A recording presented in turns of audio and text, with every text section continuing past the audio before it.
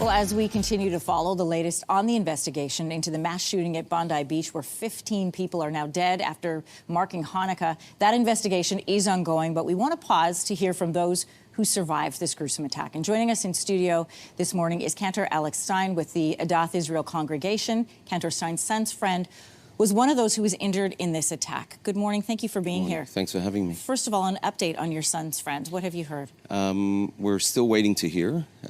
He was one of the victims, unfortunately, that was shot, and still in critical care and praying for his recovery.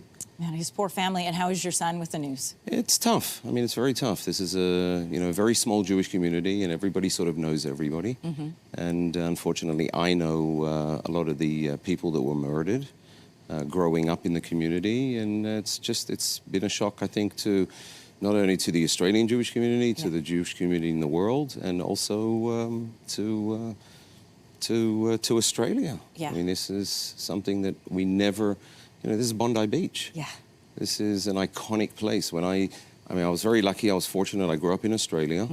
When I think of Australia, I think of the Opera House, the Harbour Bridge, and then the next thing is Bondi Beach. So it's really, Alex, on two fronts. You've had this assault on this place that people go to relax and to celebrate, and then an attack and assault on people of faith. So as a faith leader and as a father, how are you processing this news? It's tough. I mean, this is something that, I said this in various interviews, this is something that didn't come out of nowhere. This is something that over the past 2 years, since October the 7th, not only here in Canada, we'll see what's going on in Australia, we see what's going on in the world. It's shocking, but it's not surprising. Tell me more about that. I mean, what more can I say? I mean, this is something that, as you mentioned, this is places of worship. People don't feel comfortable in places of worship. People go to the beach. You go to the beach. I mean, the beach is a place about fun, about community, about life, about sun and relaxing. And can you imagine? You go to the beach for a celebration, and there's a mass, one of the worst, horrific, anti-Semitic events on Australian soil. So it's tough for everybody. Hanukkah is being marked right now. Tell me, this is a celebration of light over darkness, and you see the ultimate darkness attack on this day. What methodologies, what parts of your faith do you lean on and pull out in times like this? Hanukkah is about the festival of light. Yeah. And at the end of the day, there's always light at the end of the tunnel.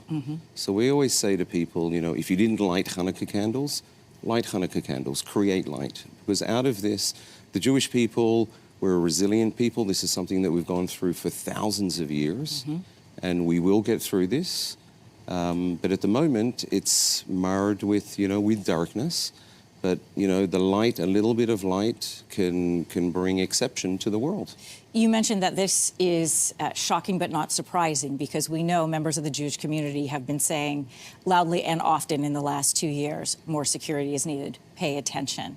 What is your message this morning? I mean, how many of these do we have to go through? How many of these mass atrocities do we have to go through for that people, governments, for leadership to actually wake up and to realize that, unfortunately, unless we do something about it, this is just going to be, this is not the way of life. So my message is that, we've been screaming for 2 years. It's time to wake up and it's time to listen.